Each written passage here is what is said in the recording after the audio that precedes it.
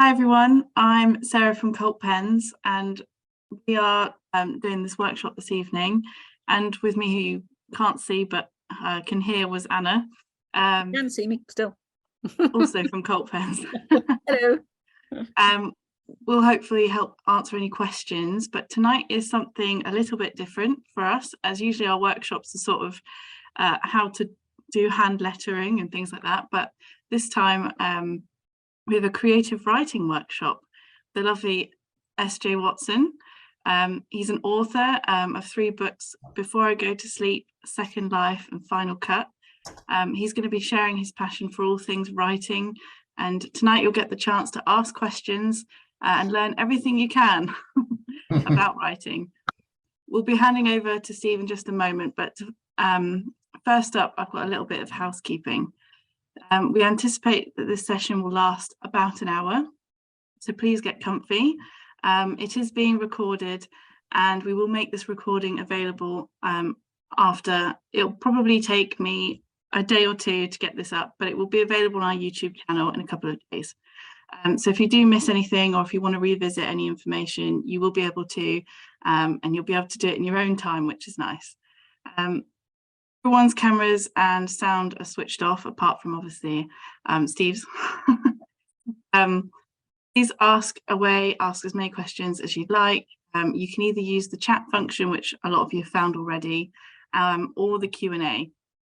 As I said earlier, Anna and I will do our best to answer some questions, and obviously we'll gently interrupt Steve as he goes along.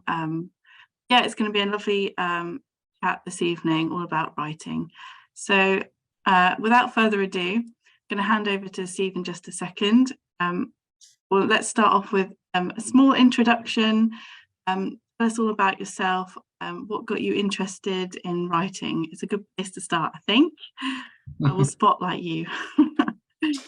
Gosh, who am I and what got me interested in writing?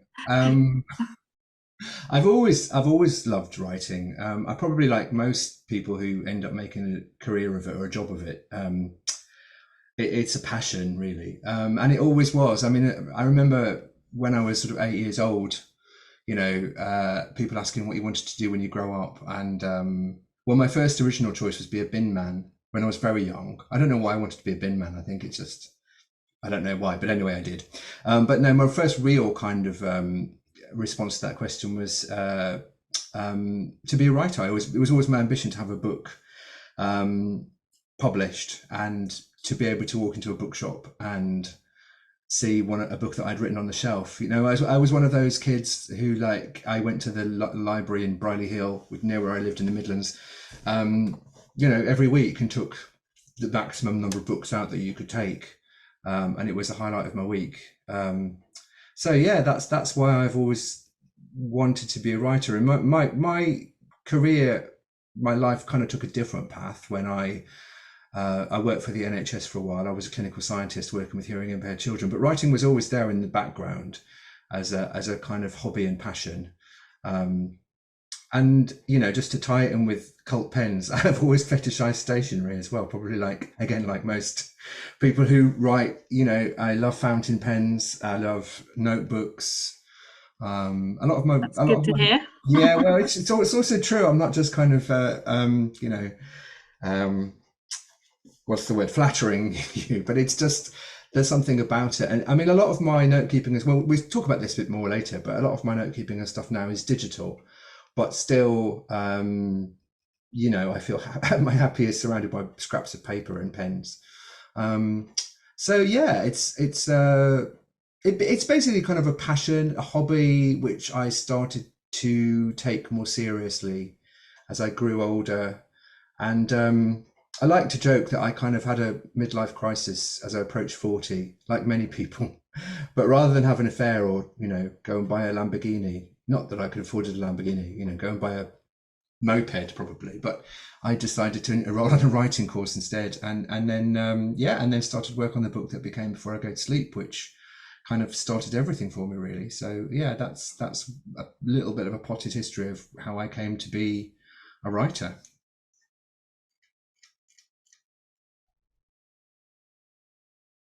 Were there any more questions?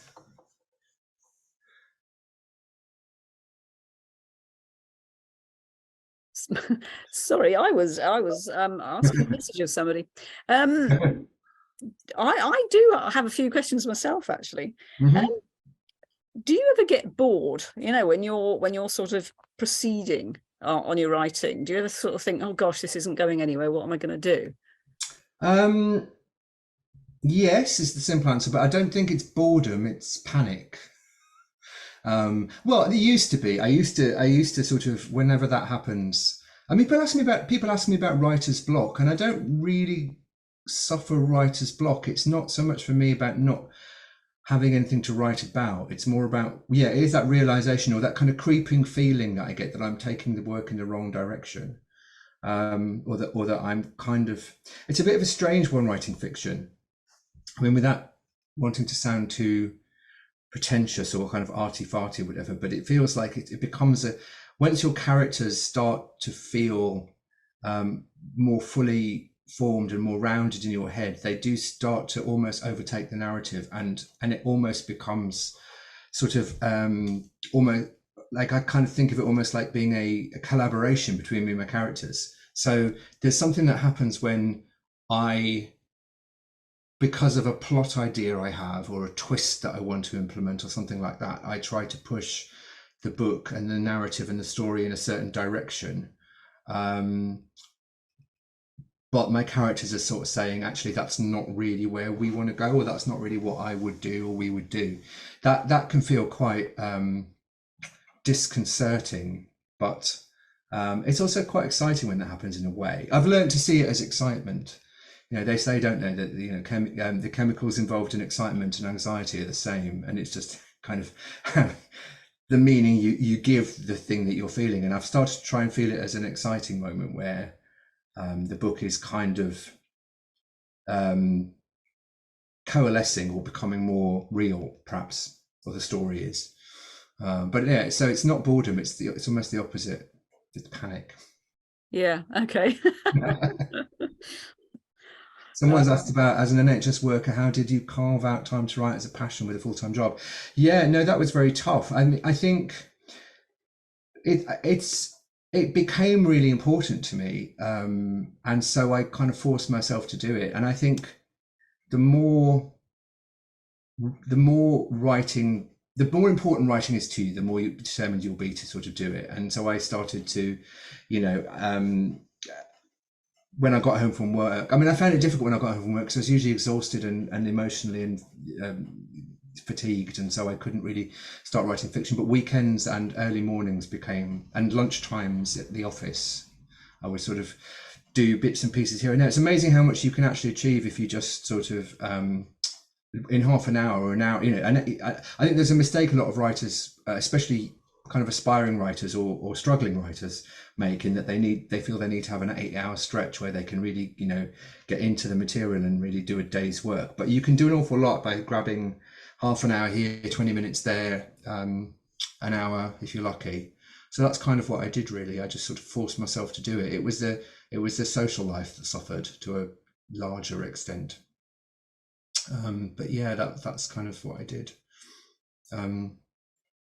Yeah, it's that sounds full on.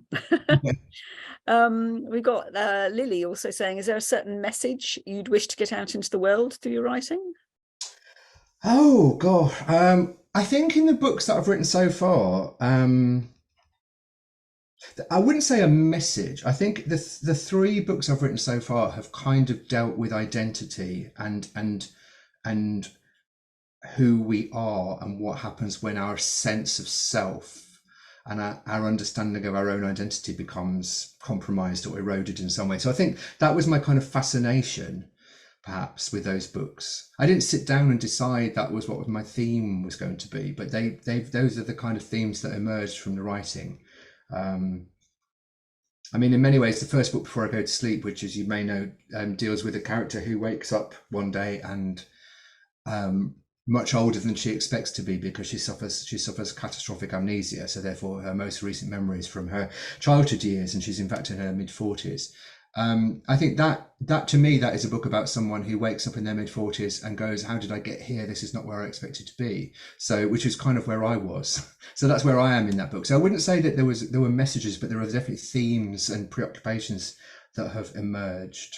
The work I'm doing now is a little bit more, I'm a bit more I'm a bit more au fait perhaps with what I'm actually saying. I feel like I've got something to say with the work I'm doing now, but of course that doesn't really answer the question, because I'm not going to tell you what it is because I don't like talking about work that's not finished in any great detail. So so I wouldn't say I've got a message necessarily, but I think there are definitely themes, and there's something I want to put.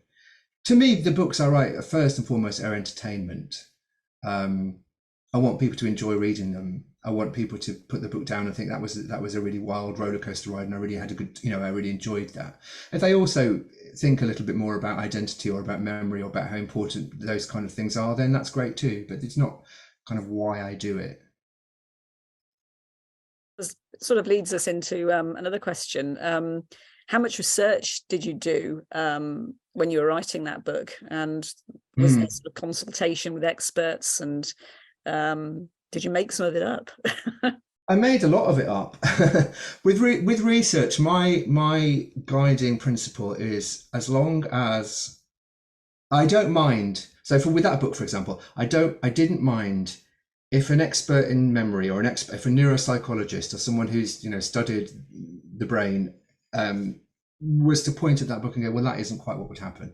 That doesn't bother me, as long as your average kind of reader will read it and accept it. Because the form of amnesia, for example, that's in Before I Go to Sleep doesn't really exist.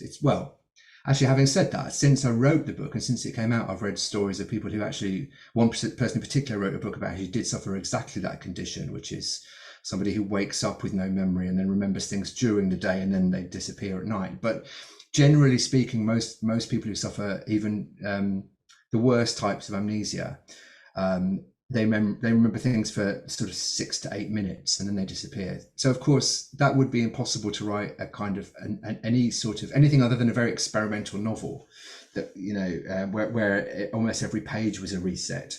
So I had to invent in order to be able to tell the story I wanted to tell, and in order to be able to construct a plot that made sense, I had to invent a condition.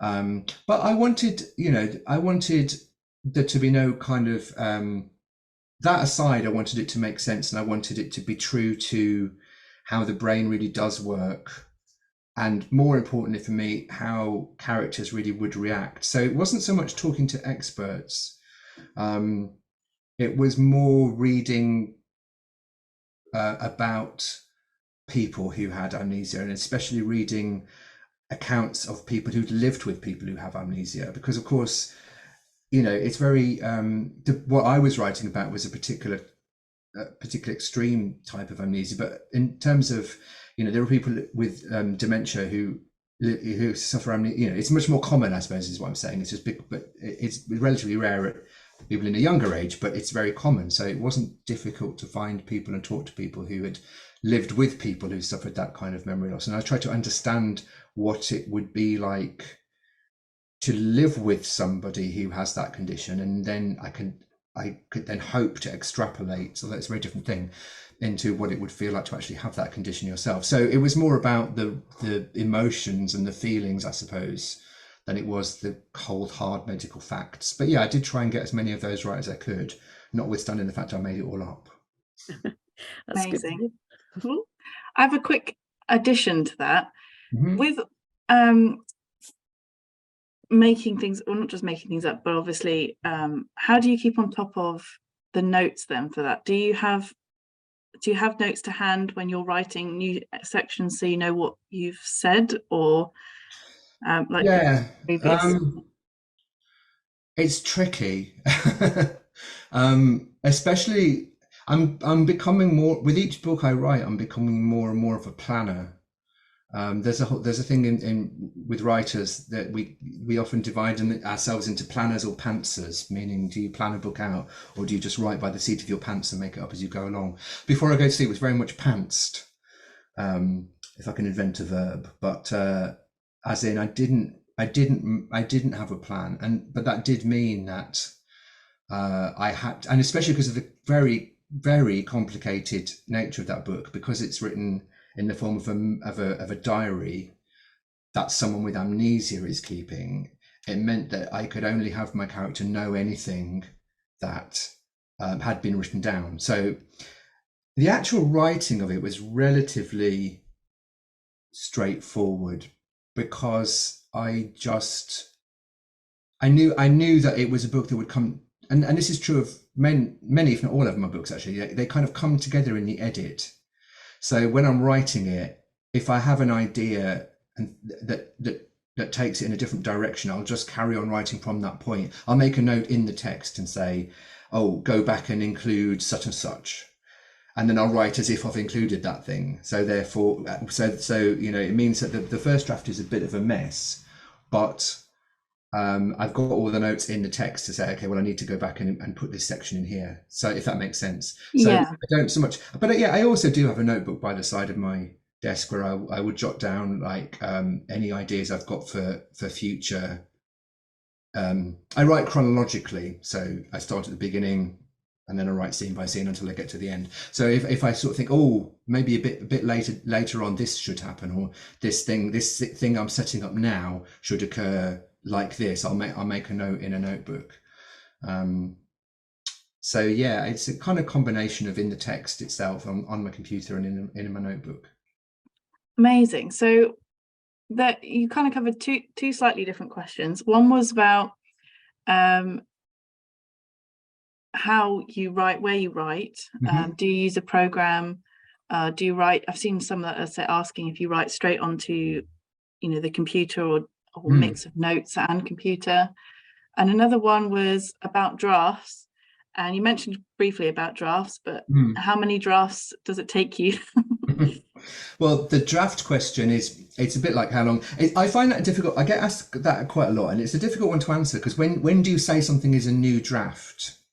There are at least 3 very definite drafts. So there's what I call draft 0, which is the one that will have just lots of notes, where I might put big argument here. If there's a scene I've got to write and I'm not feeling that that's a scene I want to write, or I feel ready to write, I might just put a little note in it saying, I don't know what, but she discovers X here, and then I'll carry on as if I've written that scene. So that's a very scrappy first draft, which is kind of me just telling myself the story, which is why I call it draft 0, because that's not for anyone to see. And then there's a second draft, which I will then, when I go through it and try to correct all those things and include all those things and try and, I suppose, fill all those gaps. And then that's still not a draft I usually would show anybody, apart from my mum always insists on seeing it, and so I indulge her. So she would often see it at that stage. And I'm a member of a writing group, so I have 5, 6 of my colleagues and friends who may read bits of it at that point and make their comments. And then I'll do another draft, which is usually the version that I will send to my agent. But then past that, I mean, as I say, it gets difficult to say when it's an entirely new draft, because if I've changed something in chapters 3, 7 and 12, and I've written a new chapter so I've included a chapter between chapter 19 and chapter 20, is that a new draft, or is that an edit of the previous draft? I don't know. But yeah, there is at least 3. It feels like there's 17,000 with every book. It feels like there are 17,000 versions, and I am terrible at saving files as final version, and then no, definitely final version. So often it's difficult to find out which is the actual most recent version. And then the first part of that question, generally speaking, I'll write straight onto the computer. I use a program called Scrivener, which is very helpful because you basically create one file. I mean, I'm not a salesperson for Scrivener, so I'm not going to try and sell it to you, but it's useful. I find it helpful because you basically can on one program, in one file, you have all of your research, all of your drafts, all of your different versions, and so you can keep everything together. rather than using something like Word or something where I don't know whether I've never used Word, so I don't know how you would do it. But so I use a program called Scrivener. I tend to write straight onto the computer. But if things aren't going well, or I'm a bit stuck, or I fancy a change, I will write longhand. Because and that's almost like doing a pre-draft in a way, because then I'll write longhand. I think I find that helpful because, especially if I'm second guessing myself, I think by that I mean, I think that the editing and the writing part of the brain are quite different, or they're different parts of the brain that are engaged. That the writing part of the brain, I think you have to allow yourself to be quite free, to feel that you're able to make mistakes, to feel quite, it's almost an experimental thing. You know, I'll just write this and see where it goes. I'm not going to worry too much about it. Whereas the editing is much more, how does this sentence sound? Does this make sense?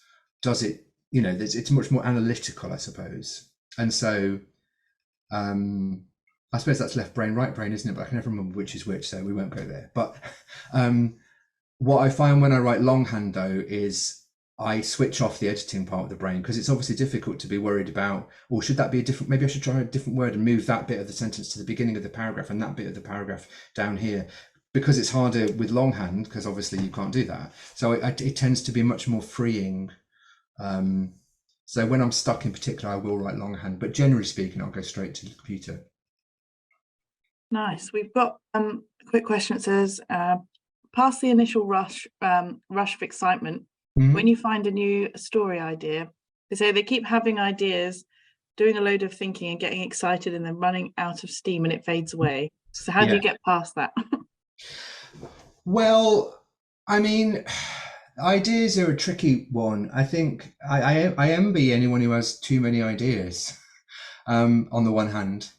But on the other, I think it's about knowing when an idea has legs, which is one of the things I was kind of going to talk about. I'm going to just put up my ideas, actually, because it's worth saying it now, I think.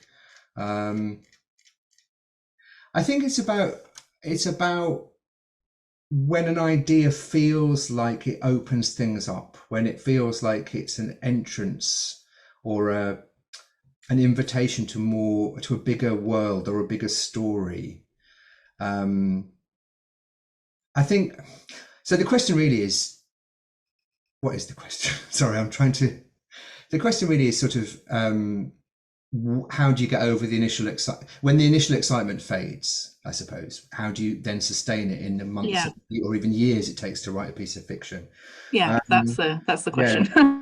I mean, I think a lot of that is about choosing your idea wisely in the first place, and actually trying to ride out that initial excitement by not instantly diving into the work, perhaps.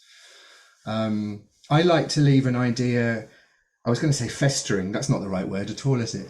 Brewing, fermenting. But I like to leave an idea just kind of hanging around in my notebook. You know, I'll jot it down and then don't think about it again, consciously, because what I find is the ideas that really do have legs or you know, can really sustain a long work of fiction are the ones that don't go away, first of all. And secondly, and I think this is something that I find really, really important, is you notice when ideas are what I like to call magnetic, as in they'll attract other ideas to them. So another idea will come, and you know, you might have an idea for a scene or a character or a plot twist or whatever it might, or an opening to a book or a story and whatever it might be, but then a little way down the line, and it might be half an hour, it might be weeks, it might be years even, another idea will come which kind of seems to go with that. And you know, you might have an idea for a character that seems to fit the scene that you'd or the setting that you'd come up with some months or weeks or years previously. And those are the ideas I think you need to work on, because in a way you're kind of denying yourself the initial excitement that you might get, because you know, if you have a great idea for an opening scene and you then sit and write it, that can be really good fun. And you don't get that if you sit on an idea for a while and let it brew or marinade or whatever you want to call it, you know. You're denying yourself that initial excitement, but what you are gaining is a stronger sense of what the idea actually is, and whether it can sustain. Because some ideas you think are books, they're actually short stories, and some ideas you might think of as a short story, but then as you begin to write that short story or think about that short story, it grows and grows and attracts other ideas and becomes something bigger. So I'm not really sure if I've answered the question. I think it's just like it's a sense that something is part of a bigger thing, even if you can't see the bigger thing yet. And that comes with intuition. I mean, that's kind of intuitive. It comes with experience. It also comes with trusting your instincts. And whenever I do things like this, I always come up with terrible analogies, and I'm about to do it again. But it's almost like if you think of like a plane taxiing down the runway for takeoff, or barreling down the runway for takeoff. If you try and lift the plane into the air too soon, it's not going to get anywhere. You have to let it gather enough momentum so that when you do take your foot off the whatever it is, the plane actually flies. That doesn't really work, does it? But you know what I mean? I think it's about being prepared to sit on an idea, not rush into it. And then when you do start working on it, there's a chance that it will actually be sustainable. But having said that, I think any long project, any long creative project, like a novel, which it can take 2 years, 3 years, 5 years to write, a year if you're lucky. I mean, before I go to sleep, I wrote stupendously quickly, I now realize, but it was still 9 months, and then another 6 months after that where I was kind of doing fairly substantial edits. So it's still 18 months essentially that I was working on that book. So any long project like that, you aren't going to have that level of excitement all the way through. It's just impossible. I used to do mentoring, and I remember one of my mentees once, it was like our third session. I used to see him every 2 or 3 months, I think it was like our third session, and he looked so fed up. When we met in the British Library, he looked so fed up, and I remember I said to him, "Are you in the middle?" And it's because I don't know a single writer who doesn't have that kind of the middle of the book doldrums, the kind of the barren, when you're over the excitement of the beginning, and you're nowhere near the excitement when you're coming towards the end and you're writing those exciting scenes where all the characters are coming together in the whatever genre it might be in. But it's kind of exciting when you can see the final destination. But there's the middle bit, which is a bit of a drag. And there isn't really a way around it apart from just knowing that everybody has that. I think I don't know of any writer who doesn't experience that. So just trusting it's part of the process, I suppose. Nice. I have a question that says, you mentioned at points your plot ideas can conflict with your characters. How do you resolve that conflict? Yeah, I mean, now I've learnt. Through experience, I've kind of learned to recognize whenever I'm struggling with a scene, I now realize it's generally because that scene is either shouldn't be there at all, or I'm approaching it from the wrong direction, in the wrong way. So as an example, when I was writing Before I Go to Sleep, there was a scene in which I spent like a week, more than a week possibly, trying to write a scene in which my main character, Christine, and her husband have a dinner party. And I couldn't get the scene to work. It just felt flat and boring, and it didn't work. And so I tried it again. I, approached it in a different way and tried to inject some, I can't remember exactly, but tried to inject some excitement into it somehow. But I remember I'd wanted to write that scene because I felt the book was getting really claustrophobic. It only had 4 characters really, and one of those only appears 2/3, 3/4 of the way through the book. So it was an attempt to introduce more people and open the book out a little bit, and avoid it becoming really claustrophobic.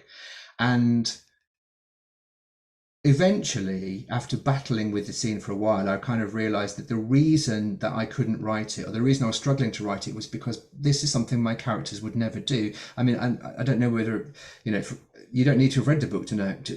Just trust me, this is a scene that those characters would never, those people would never have a dinner party. It just wasn't, they wouldn't. So here was me trying to write this scene, which was very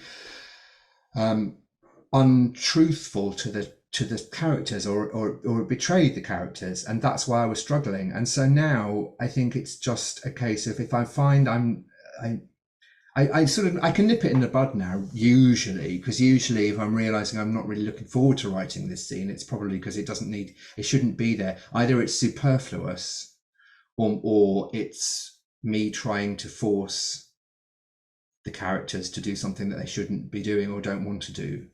So, and it's about trust. Again, it's about trusting that instinct to go, okay, I need to take a step back and think whether the book needs, or the characters are asking to go in a different direction, or I quite like now trying to find. I usually will try and find something exciting in a scene or in a day's writing before I start doing it. And if I can't find anything that I'm excited about, that scene probably doesn't need to be in there for whatever reason. So I think it's really just about trusting your instincts again, and is this really working? And there's no kind of the only advice to get round it is to take a step back and take a breath and go for a walk or do some washing up or whatever. But I don't think those kind of problems get sorted out at the desk. They get sorted out when you're away from it and your brain is processing it in a different way. So yeah, I hope that's answered the question. Yes, we have one that makes me smile. When writing longhand, do you use a fountain pen, and if so, which one? Because this is sponsored by Cult Pens after all. Yeah, my favourite fountain pen is a Caran d'Ache pen. I do use fountain pens, yeah. That started to leak though, so I've got to get that one sorted out. Well, you know the right people to go to. Well, would you? Because actually, I'm not having very much joy in getting it sorted out. So that I'll take you up on that. Yeah, so I'm going to get that sorted out, and then that's my favourite one. But then I've got lots. I've got a is it Kaveco? I don't know if I've pronounced that correctly, but it's kind of, that's so nice. It's very plasticky, which I really love. It kind of feels very retro. I do fetishize fountain pens, especially fountain pens. I've got a Mont Blanc as well, but I don't use that very often. I don't know why. I just don't tend to use it very often. But yeah, it's a little bit. It feels a little bit like. I like fragrances as well. I know you don't sell fragrances, but and it's like, even though, and so when I'm going out for the day, I like to choose what fragrance to wear based on what kind of mood I'm in. And I'm the same with my pens. When I'm sitting down to write, I know this might sound bonkers, but I like to choose which pen I use based on what kind of mood I'm in. It's not crazy to anyone at Cult Pens. Speaking of fountain pens though, do you go for black and blue ink, or do you do different coloured ink? Coloured. Because there's so many choices. Yeah. Again, I love like buying a few new inks and trying them out. I'm not someone who can like sit there and go, well, this pen works best with this ink. I'm not quite at that level of, well, I was going to say obsession, but that's a little bit, maybe that, I don't mean that in a disparaging way at all. I mean, there are people out there who kind of like, well, this pen works well with this kind of ink and blah, blah, blah. But I do like different, yeah, again, I like to have my pens loaded with green, pink, purple, blue. I do use blue and black, but I don't stick to them. I think partly that's it. It's the same reason I don't ever wear a tie, because hear me out, because I realize I'm lucky enough to have a job in which I don't have to wear a tie to work, and so I never wear ties anymore. If I went to a wedding and it was formal, I would, but I tend to never wear ties, and it's the same reason I don't like to use blue or black ink, because I'm lucky enough to have a job where I can write in whatever colour I want, so I do. Carrying on with the pen questions, there was one more which says, do you use a special pen when signing books? No, although I have recently started using my fountain pens for that as well, because One of the reasons actually I use my fountain pens for signing books now is because it slows me down. I can't write as quickly with a fountain pen. So if people, I mean, obviously signing my name is one thing, but if people want a dedication or a little message or something, it means it usually slows me down to the point that what I write is legible. I worked in the NHS, as I think I said at the beginning, for a number of years, 18 years or something. And so I've got what I call NHS handwriting. It's I can't read it myself half the time, which is one of the reasons I struggle sometimes when I edit by hand, because I'll make a very important note to myself in the margin and 3 weeks later come to implement the suggestion and think I have no idea what that says. I mean, usually I can work it out now. But anyway, so I do now sign books with fountain pens because it slows me down. So at least if I'm writing a dedication, people can read it. That's my theory. Nice. Way. We have a question that says, do you do any writing outside of creative writing, like journaling or anything, or just stick to creative writing? I don't journal generally. I do write. It's kind of a strange mix of, what would you call it? It's kind of memoir, but it's not uncreative, if that makes sense. So creative nonfiction, I suppose you might call it. So yeah, I do. I mean, there's the Substack that I write, where I try and I do a few things on that. So I write something called the Writer's Lodge, which is a kind of support. It's my kind of writing advice, I suppose. And that I try to make, again, so that is writing. Is it creative? I mean, I try to make it creative, although I suppose it's nonfiction. It is nonfiction. So yeah, I do lots of writing that isn't a story, a fictional story, but it's all creative, I think. But yeah, no, I don't journal consistently. I tend to journal. I journal when something particularly, I was going to say exciting, not necessarily exciting, something particularly monumental or something that feels significant happens to me. I'll try and write about it.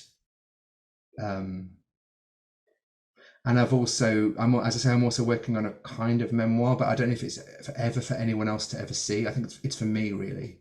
And some of that is actually going to be in the Substack as well. So there's a lot of stuff I do that isn't a story as such. There's a question from somebody who says, oh, where is it? I've lost it. Here it is. When did you know that your first book was ready for publication? When did you sort of take the plunge? And did you go straight to a publisher or did you go through an agent?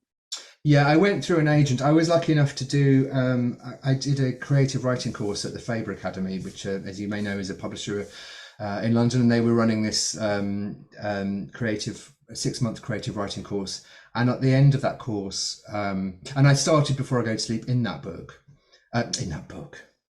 course, during that course. And towards the end of the course, we had some sessions where industry professionals would come and talk to us about, the various aspects of the publishing world. And one of those sessions was a woman called Claire, an agent called Claire Conville, who is now my agent, but she came to talk to us about what she does as an agent, what she looks for in a manuscript, what our next step should be. And Claire and I got chatting and she asked me what my book was about. And the week before we'd done we'd been working on our 20-something word pitches. So I was ready with my elevator pitch to pitch the book to her. I have to say I was slurring it at 3 o'clock in the morning after having God knows how many cocktails, but that's a different story. But, and she liked it enough to tell me to stay in touch, which I did. So I kept in touch. I hadn't finished the book at that point, and I kept in touch. So, and that kind of brings me to the second part of the question, the first part of the question really, but when did I know it was ready? In my case, it was when did I know it was ready to send to her, to Claire?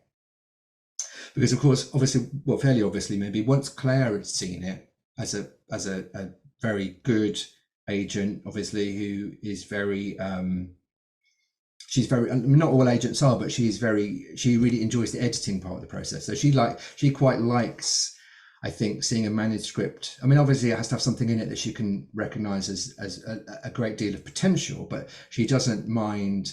She's an agent who doesn't mind sitting down and helping you to bring that potential, to realize that potential.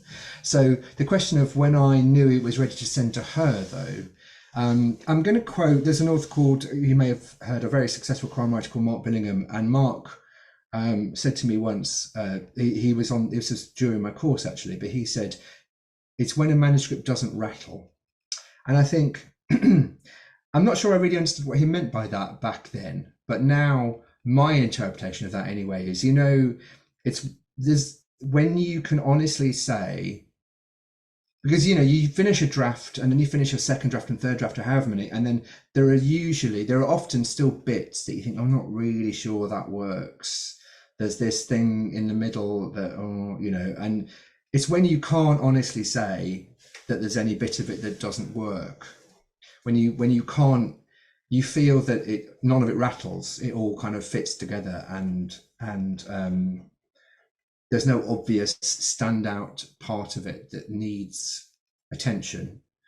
It doesn't mean there isn't any of it that needs attention. In fact, it's almost certain that it will. But what that is, I think, is the book telling you it's now ready to have someone else's eyes on it, who will point out, well, you think, that section in the middle you think makes sense, but I didn't get it, so that needs more work. There's a point at which you can only read a book for the first time once, obviously, and as a writer that's doubly so, because it's next to impossible to read it. In fact, it's impossible to read it as purely as a reader would, because a reader doesn't know the story, and a reader doesn't know what happens further on down the book, in the book. So it's about recognizing when it needs somebody else's eyes on it to tell you what's wrong. If you don't know what's wrong anymore, as in none of it rattles, then it's probably time to show somebody else. But that, I'm not necessarily, I wouldn't necessarily recommend it going straight to a publisher at that point, because the book probably still does rattle. It's just that you can't see where. That's good advice, and it sort of leads into another question that we've had. How does one learn to write better prose, because they're worried that the prose may be not sophisticated enough? I think by reading and by writing. I mean, I think it's boring. It's a boring answer perhaps, but it's just reading as much as you can and as widely as you can. Trying to read as a reader would as well. As a writer would, rather, by which I mean, I reread a lot.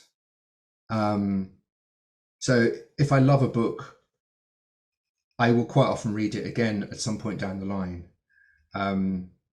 which a lot of my friends would say, well, why do you do that? There's so many books in the world. Why do you want to read that one again? But I think the point is, often you read it I read it for the first time, and although I might start off thinking about how was this book being put together, how has the author achieved this particular effect, or whatever it might be, trying to understand the construction of the book. If it's a good book, I tend to forget about that by about page 12, and I'm just caught up in the story like anybody else. But if it's a book that's particularly impressed me, I will often then go and read it again, not immediately, but at some point, because I want to understand how it's been put together. So I read the second time with a much more, I wouldn't even necessarily say analytical view. I suppose it is more analytical, but it's more trying to look at how the prose works. Does the author start scenes in the middle, or whatever it might be. So reading a lot, but reading with a writer's head on is really helpful. But also just writing a lot. Another one of my terrible analogies is coming up, but it's skiing. So I don't ski, but I imagine, in fact, I believe that the only way you can really learn to ski is by skiing, by getting on the slopes, strapping skis onto your feet and holding the sticks, whatever they're called, and falling and starting down the slope and falling over, and then getting up and falling over again. And if you're lucky, at the end of your first day, you might be staying upright for a little bit longer than you were at the beginning, but it's a gradual process of getting, better and better and better the more that you try it. And I do think it's the same with writing. I think listening to people like me talk about how they do it can help. Hopefully, obviously, I wouldn't do it if I didn't think it was helpful. Having other people read what you've written and go, well, I think the reason this doesn't work is because of this, or why don't you try doing that instead, can be enormously helpful. In the same way that having a ski instructor saying, well, you fell over then because you did this and you should have done that, that can be incredibly helpful. But, you can watch all the TV shows in the world about skiing, and you could read all the books written by famous skiers, and and it's not going to help you to get better if you don't also practice. And I think it's true of writing. I think, I still devour any how to write book I can find. I still read, because there's always somebody who has a different idea or a different approach, and I'm fascinated by that. And I'm still constantly looking for, I don't think you learn how to write. I think you learn how to write the book you're currently working on. So there's always different things to try. There's always different techniques to have a go at and see if they work for you. Some of them will, some of them won't. But I think really the only way to get better in terms of the nuts and bolts of writing is to sit down and do it, and then try and work out what works and what doesn't work, and having another go and having another go and having another go. Before I Go to Sleep was my debut novel. It wasn't the first 120,000 words I ever wrote, though. Probably fairly obviously. I had arguably a 30-year apprenticeship in which I was jotting things down and working on my,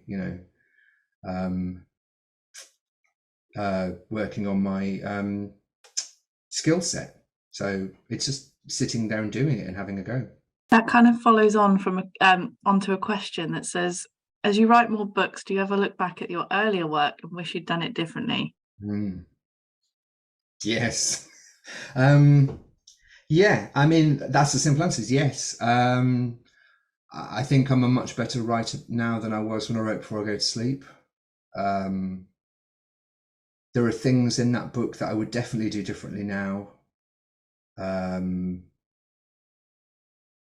In all of my books, actually, there are things I would do differently. I don't think necessarily things that are wrong. It's just, I'm enormously self-critical. And so, I'm the person that will read something later and think, oh, why did I take so long to get to the point in that sentence, or even in that chapter, or even in that section of the book, I could have cut out all this waffle. A lot of it is about, I think I'm much more, I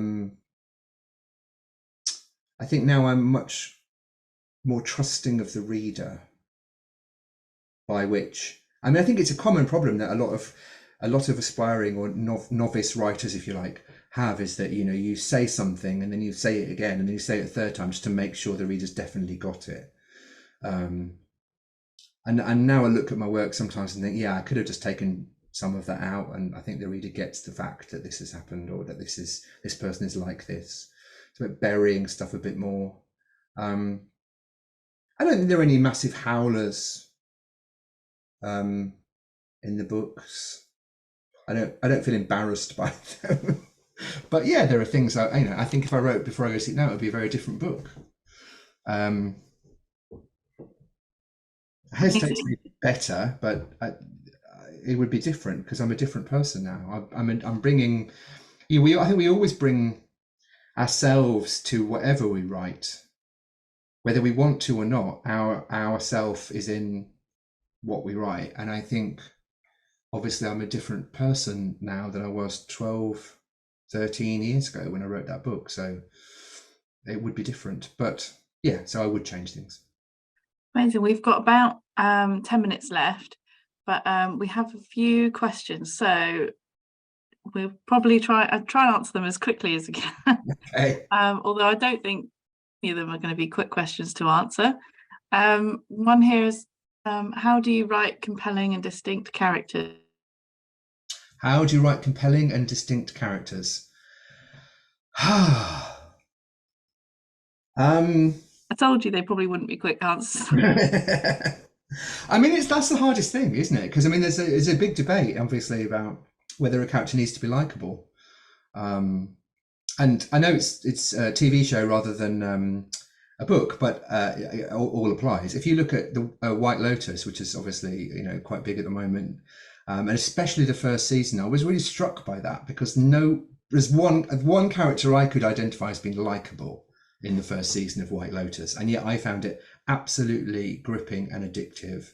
And I kind of, so it's not even about whether a character is likable, it is about whether they're dynamic and interesting and unusual. And I think maybe it's about, do they have some extreme, even in a book that isn't necessarily plot driven or isn't genre fiction, is there some extreme, is there some extreme in them that means they behave in a way that's unusual, that most people don't do or would like to do but don't have the confidence to do, or the kind of, is there something that's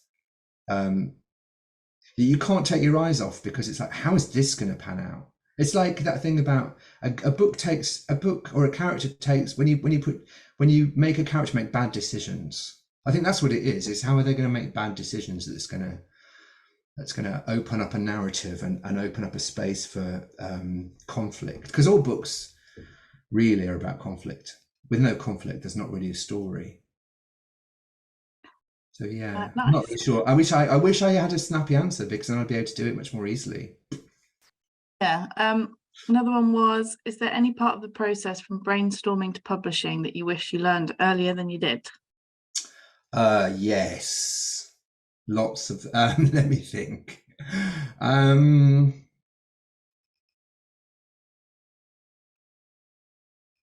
I don't know. Yeah, I mean, I think I had a very extraordinary journey. My first book took off in a way that was absolutely unimaginable to me. I never dreamt that any book I wrote, would ever, be a #1 bestseller and win prizes, and it was just such an extraordinary thing to happen. And so I think I sort of, a lot of that kind of stuff came to me in the early stages. I didn't have to go and fight for it, or go out and look for that kind of what am I saying, like attention, I suppose. So I suppose and also, like, I wish I'd learnt earlier not to bother reading reviews. I don't read reviews now, because it only leads to a bad place. Because a good review you don't tend to believe anyway, and a bad review can send you questioning, off into this spiral of self-doubt and questioning everything you do and second guessing everything you do. I used to read my Amazon reviews because you've just created this thing and you sent it out in the world and you want to know what people think of it. But I remember there was one Amazon review where someone had mentioned a tick that I have in my writing about, or I had in my writing about characters turning to each other.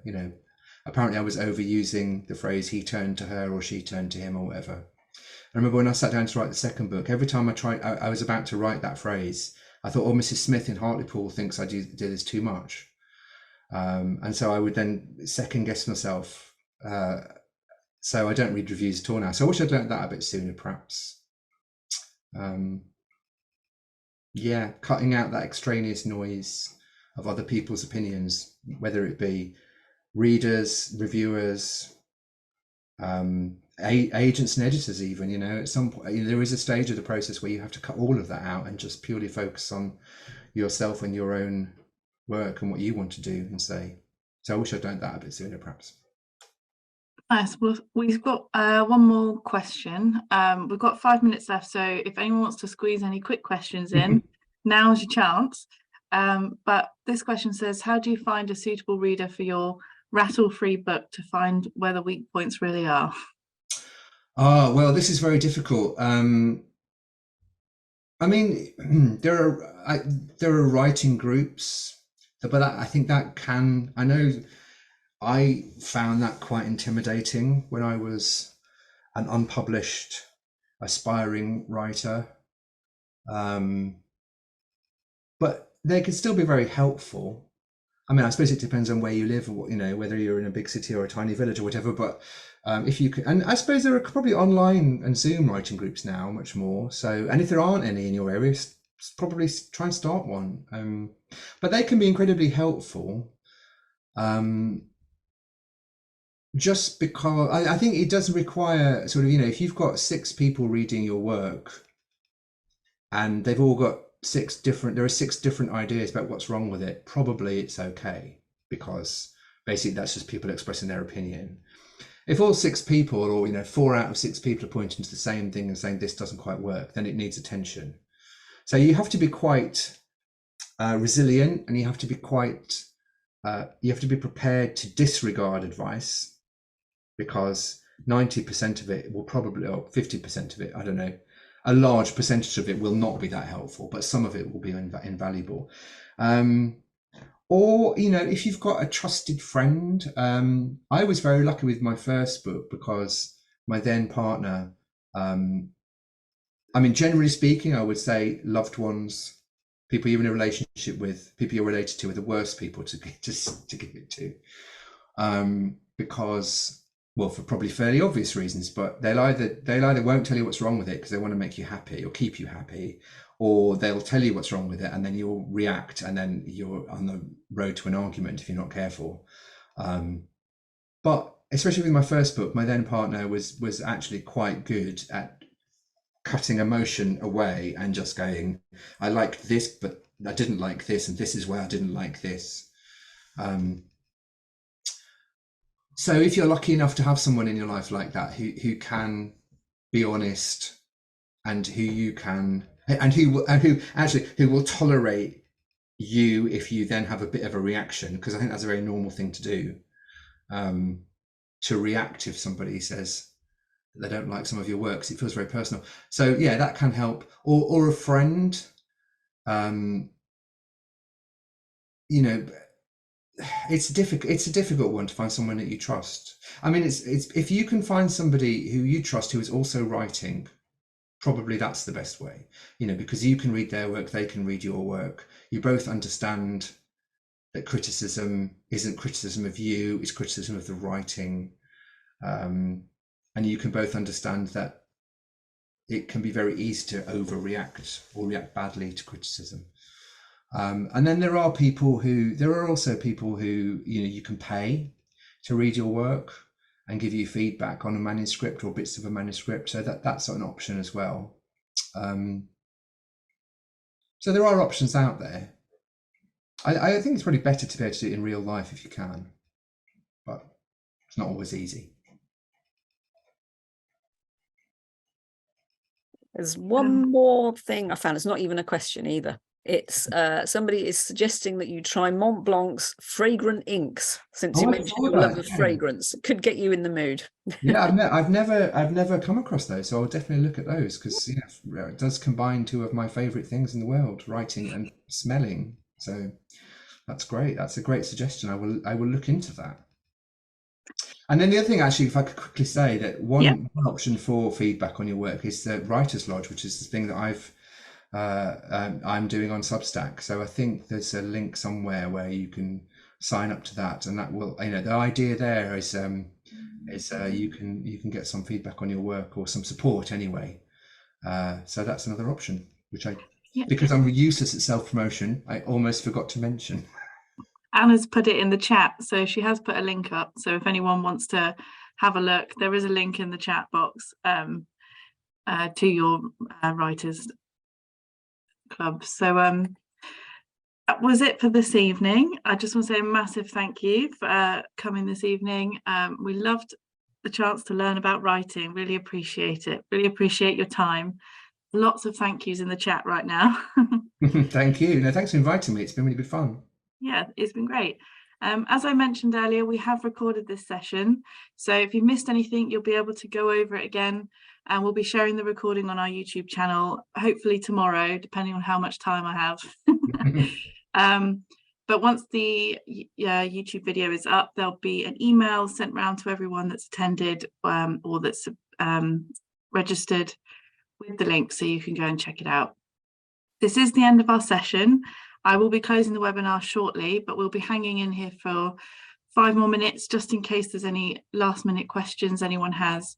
But for now, we just want to say thank you so much again, Steve, for sharing your experience with us. We really appreciate it. Thank you for joining us, everyone. We hope you had a lovely evening, and we'll see you all again soon, hopefully.